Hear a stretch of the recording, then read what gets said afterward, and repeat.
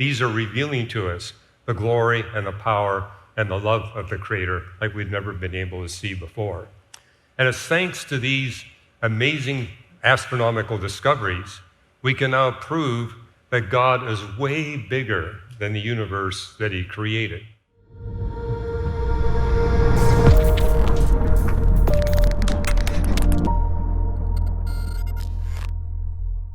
This is one of my favorite images taken by the Hubble Space Telescope, Stephan's Quintet, a grouping of 5 galaxies. But if you look in the background, you can see some more distant galaxies. But this is the same set of galaxies with the James Webb Space Telescope, and now the background is filled with these very distant, faint galaxies. And so astronomers have revised the numbers, 2 trillion galaxies within the observable universe, where every galaxy has hundreds of billions of stars. So we really do live in a huge universe. But if you take all those stars and galaxies, all the nebulae, all the gas and dust that's in the universe, that only adds up to 0.27% of all the stuff of the universe.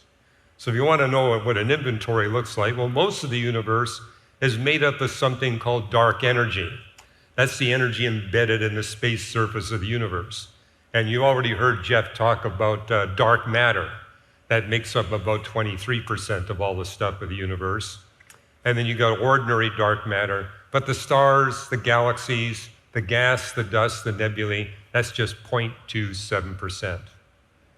And yet, what astronomers have discovered, if you were to change the total quantity of stuff in the universe by as little as 1 part in 10 to the 122nd power, there'd be no possibility for life anytime, anywhere in the universe. Now, I'm going to have you imagine having a recipe. This is a recipe for a really gigantic muffin. It's a muffin recipe that calls for flour that would fill the entire volume of planet Earth. And we all know how tiny each little grain of flour is. Consider this. If you were to add 1 grain or take away 1 grain, it would completely ruin the recipe and you would get no muffin. That's how fine-tuned the size and the mass of the universe is to make your existence possible. In other words, God loved us so much that He didn't think it was too costly to make a universe with 1 trillion stars in it, where that only makes up 0.25% of all the stuff of the universe, and tuned it to 1 part in 10 to the 122nd power so we could actually live here in the universe and discover the majesty and the glory and the power of the Creator. The heavens really do declare the glory of God. And yes, maybe you can only see 30 stars you look out at the sky tonight, but we have the James Webb Space Telescope. We got the Hubble Space Telescope. We got the Square Kilometer Array. I could go on and on. These are revealing to us the glory and the power and the love of the Creator like we've never been able to see before.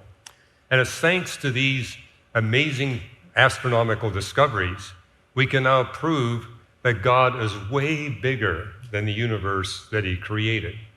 And we have this thanks to what are called the space-time theorems. Jeff alluded to it, that any universe that expands on average must have a beginning, which implies a causal agent beyond space and time that creates our universe of matter, energy, space, and time. We have actually 30 theorems in this scientific literature that establish, beyond any doubt, our universe as a beginning, not just a beginning of matter and energy, but a beginning of space and time itself, which tells us that the God that created the universe is a being who has the power to create dimensions at will. He can create space-time dimensions. There may be other dimensions that are alluded to in the book of Revelation, independent of space and time. Our God can create space-time. He can create things as big as He wants, as small as He wants, and He's made it just right.